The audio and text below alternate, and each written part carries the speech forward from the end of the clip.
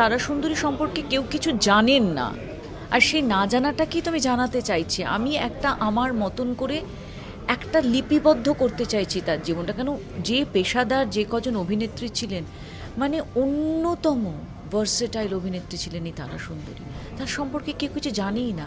একটা মাত্র ছবি তার পাওয়া যায়, সেটাও খুব ব্লার্ড, জানে না কেউ কিচ্ছু। আমার কোথাও মনে হচ্ছে কোথাও একটা দায়বদ্ধতা, এত বছর ধরে অভিনয় করা, মঞ্চ আমার প্রথম ভালোবাসার জায়গা, যে তারা সুন্দরীর মতো এরকম একজন ভার্সেটাইল অভিনেত্রীকে একটু জানবে না এখনকার প্রজন্ম, পরবর্তী প্রজন্ম জানো। কেন, থিয়েটারের প্রতি ভালোবাসা, মঞ্চের প্রতি ভালোবাসা মানুষের কমবে না, কখনো বাড়বে। এটা একটা শাড়ির রহস্যের মতো, 12 হাতের রহস্যের মতো, এটা থাকতে, এই রহস্যটা বাড়তে থাকে।